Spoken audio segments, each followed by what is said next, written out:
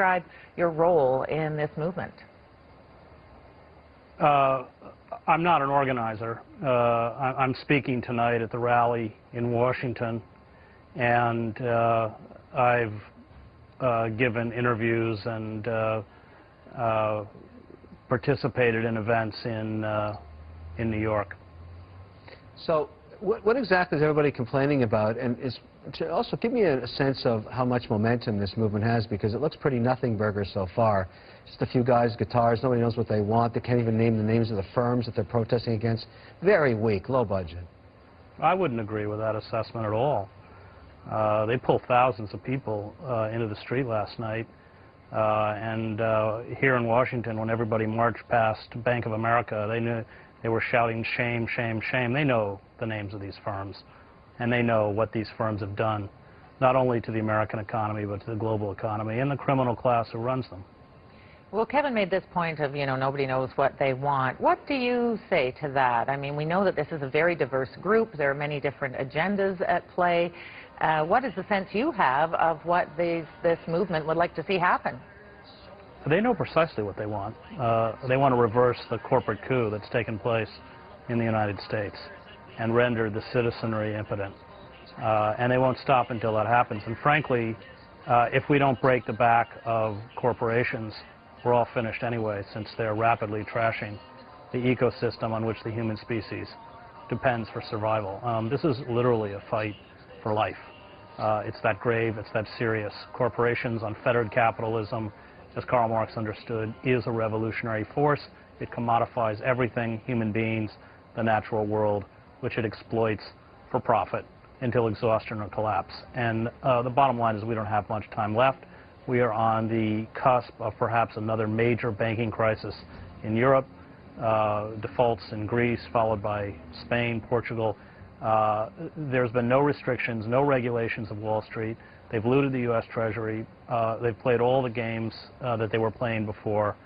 And we're about to pay for it all over again. Listen, don't take this the wrong way, but you sound like a left-wing nut bar. If you want to shut down every corporation and every bank, where are you going to get a job? Where are you going to work? Where's the economy going to go? Corporations don't produce anything. And oh, really? No. Financial corporations on Wall Street... Are you driving a car to the protest? No. They are speculators. I'm talking about the financial institutions like Goldman Sachs. They don't manufacture. They don't make anything. They gamble. They use money, and they believe falsely that money is real as we dismantle our manufacturing base and send jobs over the border to Mexico and finally into the embrace of China. Well, I see that you and Kevin could get into an absolutely huge argument here. I don't usually go on shows where people descend to character assassination. If you want to discuss issues, that's fine, but I mean, this sounds like Fox News, and I don't go on Fox News. I mean, either you discuss the issues, and look, you have had very eloquent writers, people like John Ralston Saul in Canada, who have laid this out with, incredible lucidity. And to somehow attack this critique by calling someone a nutcase engages in the kind of trash talk that's polluted the corporate airways. Excuse me, let's debate the issues then. You were the one who started it. I didn't call you a nutcase, I called you a nut bar. You said you sounded like a left-wing nutcase. Yes, bar. Okay, that's bar. an insult. And are you left-wing and leaning at least, would you say? No, I would say that... You're a centrist? Can I finish? Please. I would say that those who are protesting the rise of the corporate state are in fact on the political spectrum the true conservatives, because they're calling for the restoration of the rule of law. The radicals have seized power, and they have trashed all regulations and legal impediments to a reconfiguration of American society into a form of neo-feudalism. And that's what we're really asking for, is the restoration of the rule of law.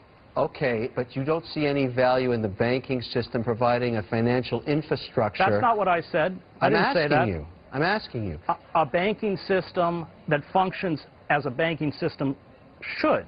And in Canada, you do not have a banking crisis because you did not tear down the walls between commercial and investment banks and turn all of your banks into hedge funds. If instead of handing massive sums of money to Citibank, Wells Fargo, which are basically zombie banks. They still hold tremendous toxic assets.